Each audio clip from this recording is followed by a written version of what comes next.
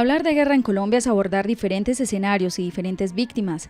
Estas son algunas de las imágenes que resumen el horror de años de confrontación armada en nuestro país y que reposan en los archivos de los noticieros y en las memorias de los fotógrafos.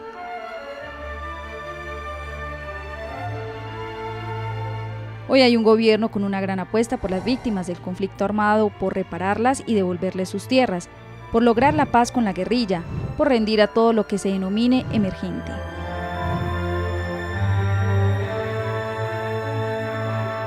Sin embargo, hay unas víctimas de las que poco se habla, y es precisamente el silencio de ellas el mejor termómetro para medir su dolor, impotencia y una marca para toda la vida que se llama violación, esa que no ocurrió dentro de sus hogares o con el grupo familiar como suele ocurrir en los diferentes casos, sino por parte de actores armados legales e ilegales que durante años, habrá pocas excepciones, entraron en su intimidad y abusaron por encima de sus esposos e hijos, quienes muchas veces presenciaron duras escenas.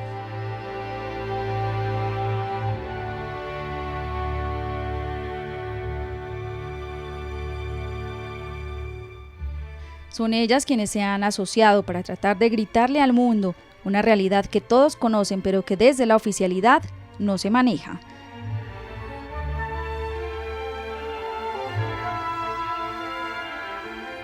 Solo Medicina Legal respondió a las inquietudes de Infrarrojo. Aún esperamos que la Fiscalía y la Consejería Presidencial para la Mujer nos asignen un vocero para conocer sus visiones sobre el tema, donde nuevamente impera la ley del silencio. Por eso hoy Infrarrojo presenta Mujer violada por la guerra.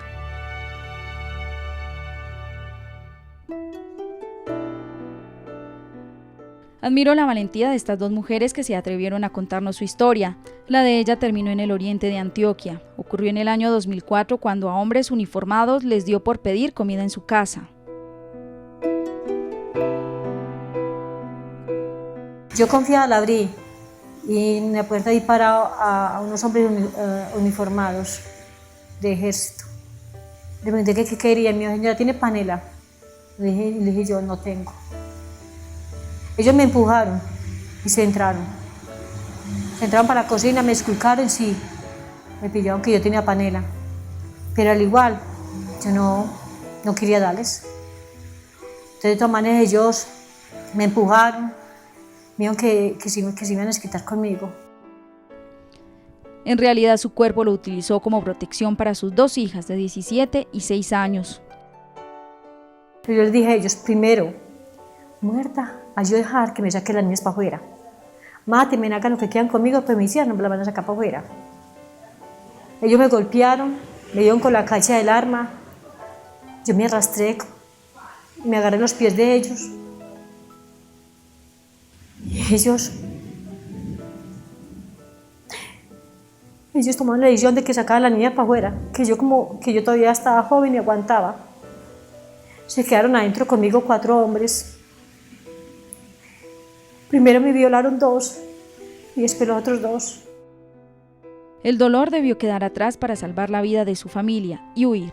Si usted cuenta, venimos, le matamos sus hijas delante de usted y allí acabamos con usted.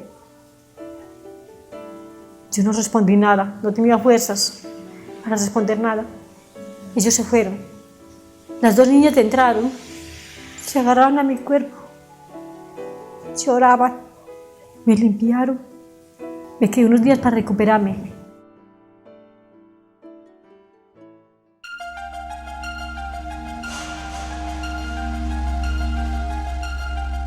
Según un estudio de la ONG española Oxfam, entre 2001 y 2009, cada 44 minutos una mujer fue violada por actores armados en el marco del conflicto en Colombia. Le agregan el escalofriante dato de que en 8 años, 94.000 fueron abusadas por uniformados. Por ejemplo, determina que en 407 municipios del país, donde tienen presencia grupos armados como guerrilla, paramilitares, policía y ejército, el 17.58% de las mujeres fueron víctimas de violencia sexual. Y esto que señala que en estos sitios donde hay presencia de grupos armados hay una alta situación de violación sexual, donde en muchos casos ha sido señalado como presunto agresor un miembro de los grupos armados, ilegales y también legales. Todo ocurrió en la mayoría de zonas del país donde prevalece el conflicto, es decir, en casi todo el territorio colombiano. Algunas cifras señalan que en promedio anualmente son 54.410 mujeres que fueron víctimas directas de algún tipo de delito y que en general, por ejemplo, casi 500.000 mujeres fueron víctimas directas de violencia sexual. O sea, eso ya está hablando de una magnitud de la violencia sexual muy alta. Habla de un promedio de 149 mujeres violadas diariamente o que han sufrido algún tipo de violencia sexual. Medicina Legal, en el informe anual de 2009 que denomina Forensis, recogió los testimonios de 114 mujeres que manifestaron en el momento del examen médico legal que su presunto victimario fue un integrante de Fuerzas Armadas. Amnistía Internacional, en su reciente informe, alerta que esta situación en el país se mantiene en el silencio, a modo de tabú. Difícilmente encontramos cifras oficiales que den cuenta de la situación por varias razones. Unas veces porque las mujeres no han denunciado y otras veces porque, a pesar de que existen las denuncias, las diferentes instancias, digamos, encargadas de la ruta de atención a estas personas víctimas de esta situación no registran los datos de la manera en que tienen que registrarse. No podríamos decir que hay un verdadero diagnóstico, porque para hacer un verdadero diagnóstico tendríamos que tener por lo menos estudios o cifras exactas sobre este flagelo. Hay algunos estudios que se han acercado a esto, pero pues debido al vacío jurídico que hay, llegar a tener un diagnóstico exacto es una cosa un poco difícil. Llegar a una ciudad desconocida, comenzar desde cero e iniciar la ruta de la reparación que permitiera un futuro para sus hijas. A pesar del peso que cargaba encima, solo le dijo a la justicia que era una desplazada más de este país. No hice la declaración que fui víctima de la guerrilla, no dije eso. A la gente que le va a importar que yo fui violada. Las mujeres hasta ahora han empezado a hablar porque es parte de su intimidad, y su intimidad, cuando empieza a ser reconocida por otros actores como son las instituciones, el mismo Estado, es bastante complejo que ellas puedan empezar a hablar de lo que pasó. Y de lo que pasó es parte de la verdad que ellas tienen, y la otra verdad está centrada en los grupos armados. Declarar era revivir la historia del pasado, que estuvo marcado además por varios episodios de violencia sexual por parte de su padre y de unos vecinos, a quienes su madre les ofreció el cuerpo de esta mujer. He vivido esta violencia y ha sido duro, y para mí, para enfrentarla, fue duro, porque mi violencia la descargué contra mis hijas. Maltraté a mis hijas, les destruí todo lo que ellas querían, porque todo lo que me pasó a mí se lo culpó a ellas. Y enfrentar todos esos recuerdos es un proceso difícil. No quiero recaer, no quiero acabar con mi vida, porque he tratado contra mi vida. Me he tirado a un carro, aquí en el centro me he tirado. La motivación principal, sus dos hijas, la misma que utilizó ella como excusa de valentía para contar su historia. Yo me encontraba en el pueblo en plenas fiestas patronales cuando llegó un grupo armado a la casa donde mi tía, donde yo me estaba hospedando. Estaba con mi hermana y un hermano, 4 nietas de mi tía. Era aproximadamente la 1 de la mañana cuando llegó una camioneta, eran paramilitares. Preguntaban por mi papá y ver en medio de tanta rabia, de tanto dolor, de ver que nos habían dejado prácticamente sin nada, que nos habían hecho pues salir del pueblo, dejar todo tirado, y empecé a gritarles, a decirles que mi papá no estaba, que no sabía dónde estaba, que lo dejaran en paz. Y después del corte se las contaré.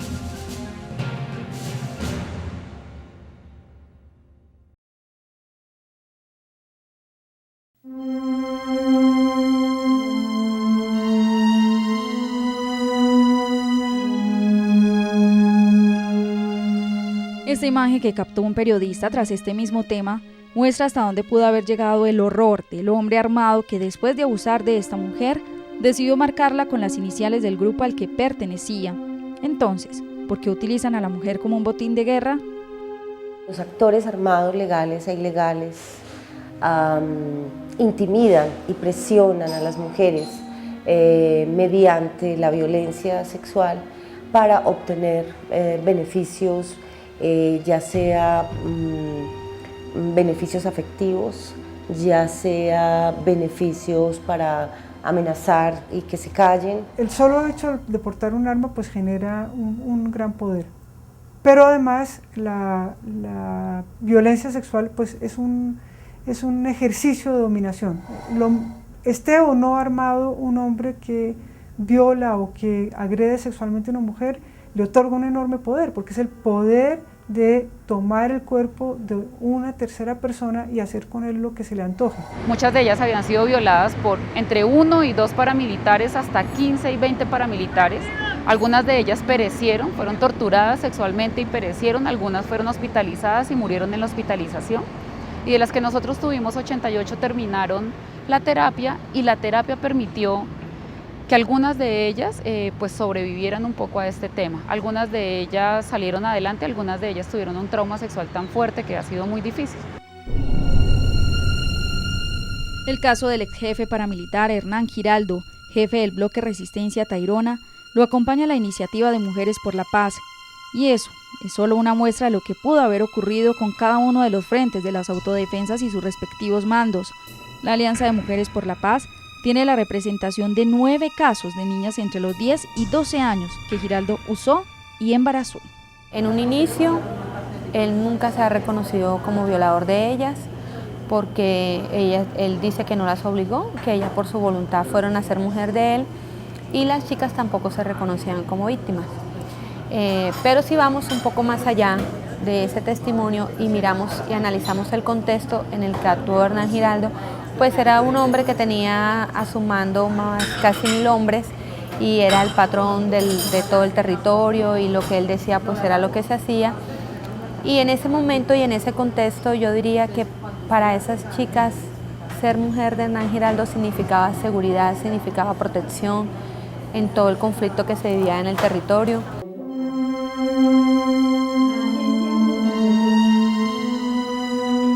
Con el apoyo de este grupo de mujeres, las menores iniciaron su proceso judicial en el marco de la Ley de Justicia y Paz, y se está a la espera del reconocimiento de un delito que carece de castigos. No solamente es el asunto del victimario que se siente poderoso entre más mujeres tenga, ¿cierto?, sino también lo que significa para una mujer en su imaginario ser la mujer del victimario. Y ese es el apoyo que clama esta mujer que llegó a Medellín después de una maratón por el país para preservar su vida y la de su pequeña de 5 años. Describe que su vida era feliz, llena de lujos y casi perfecta, hasta cuando la guerrilla se ensañó con ellos. 12 años hemos sido perseguidos por los grupos armados. Primero, todo empieza con las extorsiones a mi papá. Vivíamos en un pueblo muy tranquilo, donde no se veía nada de violencia, hasta que empezaron a aparecer los grupos armados y empezaron las extorsiones en todo el comercio. Luego de eso nos toca sufrir el secuestro de mi papá. Y poco a poco fueron eliminados sus seres queridos, las tierras tomadas a la fuerza y el desplazamiento separó la unión familiar, pero hasta dónde se escondían, llegaban ellos.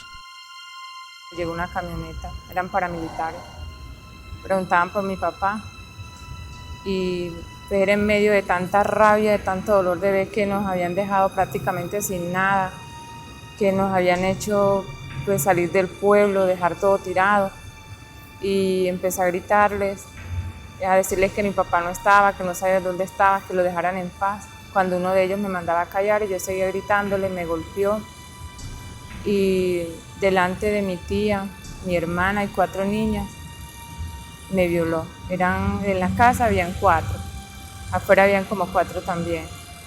Y no le importó nada, las súplicas de mi tía, de mi hermana, nada, no le importó nada, y no, solo dijo que era como que un escarmiento para que no me atreviera a gritarles. El dolor llegó a su alma, aunque 9 meses después llegaría el recuerdo para siempre, pero que hoy es la mitad de su vida. 9 meses después nació mi hija, la que en medio de ese dolor y todo, pues me dejó, como yo siempre he dicho, la violencia en este país me dejó una hija, a muchas madres le quitaron hijos, a mí me dejó una. Hoy mi hija tiene 5 años, nos ha tocado luchar mucho nos ha tocado desplazarnos de un sitio a otro por seguridad, porque cuando me atreví a denunciar ante Justicia y Paz, empezaron nuevamente las amenazas. Está sola, enfrentando su dolor, su presente y el futuro de su hija. Su esperanza económica está en una pequeña empresa de bolsos que desea montar y en la ayuda que alguna entidad del Estado se conmueva en ofrecerle. Sentía mucha rabia, mucho dolor y yo decía, yo tengo a esa persona al frente y yo no sé qué sería capaz. Pero me he aferrado tanto a Dios y yo creo que Él es el que nos ha permitido llegar hasta donde estamos. Y le he pedido tanto por esa persona también, que yo creo que esa herida pues ha sanado mucho, no totalmente, pero sí mucho y no, yo no guardo ya tanto rencor por esa persona, porque igual aparte de que me marcó para siempre, seguir con ese rencor es como que seguirme amargando la vida y no quiero eso. Esto lo hago y esto lo cuento, que el mundo se concientice y para que mujeres que han sido violadas, maltratadas, usadas, como haya sido el maltrato, no se queden calladas y que lo cuenten. Porque muchas mujeres piensan que la ley del silencio es su mejor aliada para proteger su integridad, porque aún permiten que ciertos hombres con ínfulas de poder les den muerte en vida. Después del corte, impunidad en los casos.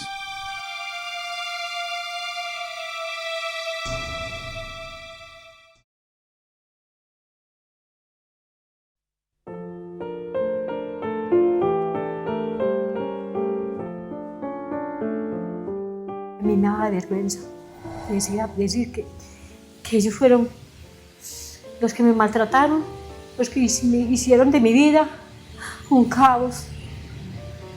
Lo que he sido yo desde esos años.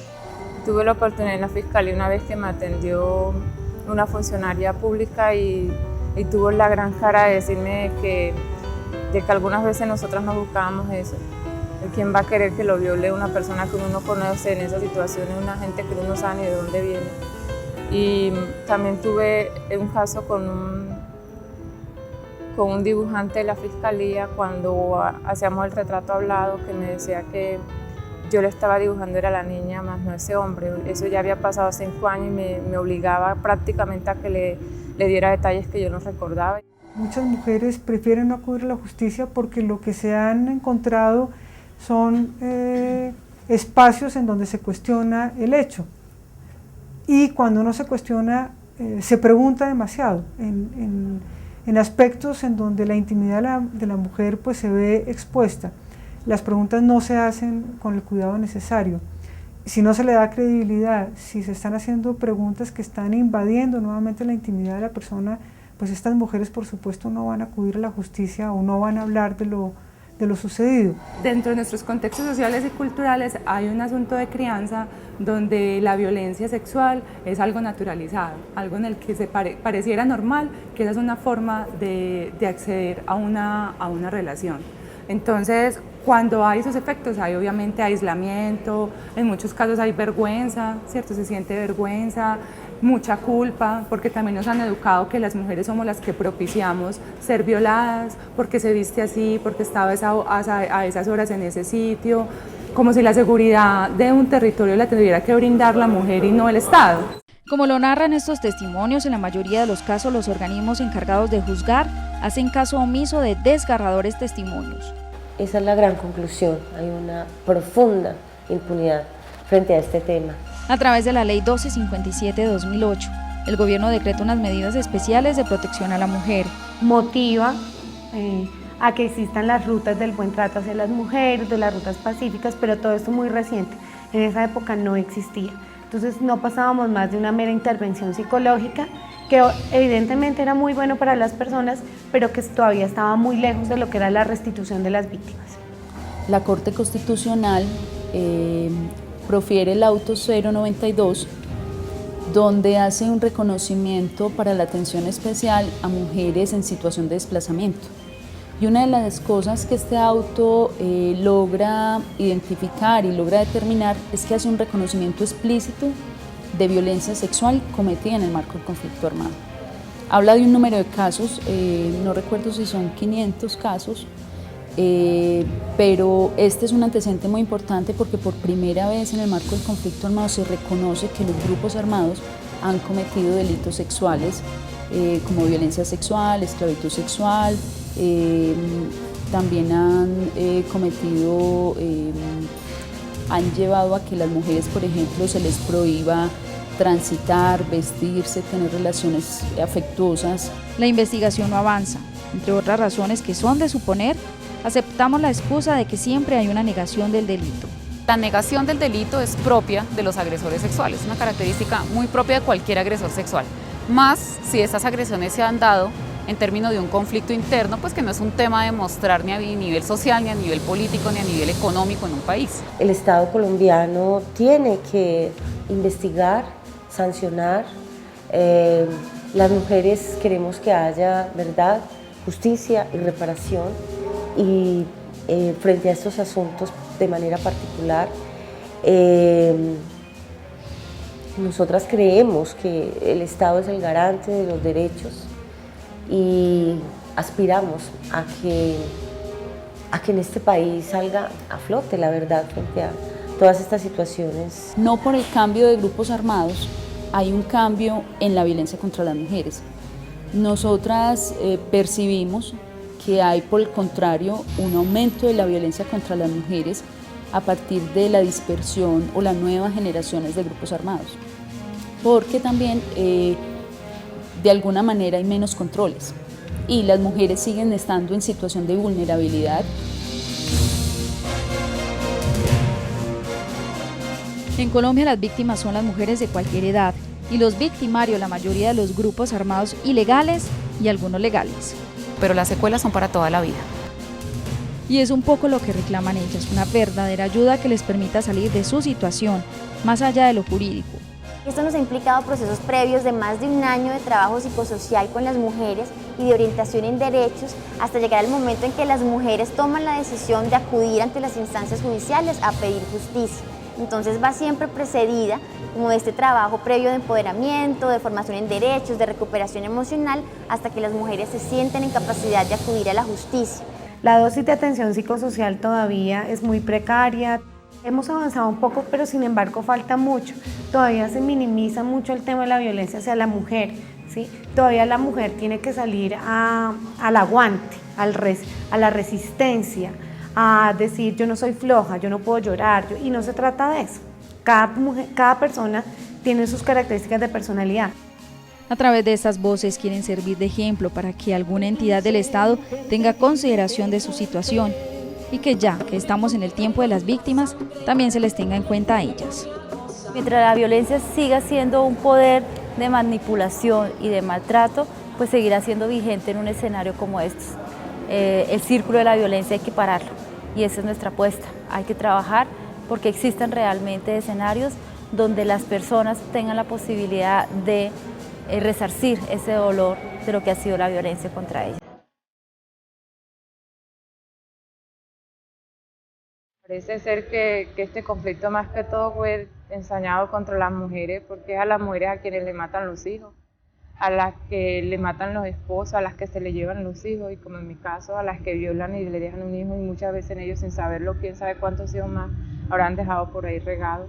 Cuántas mujeres en la misma situación y que no se atreven a denunciar. Y en sí viéndolo bien, este conflicto más que todo ha sido de los hombres contra las mujeres. Porque sí, a los hombres los matan, a los padres de familia y todo, pero somos las mujeres las que tenemos que enfrentar todo, sacar los hijos adelante, sacar una familia adelante y todo. O sea, aparte de cargar con el peso y el sufrimiento de todo el daño que hacen. Desprecio a los hombres, los que me han hecho tanto daño.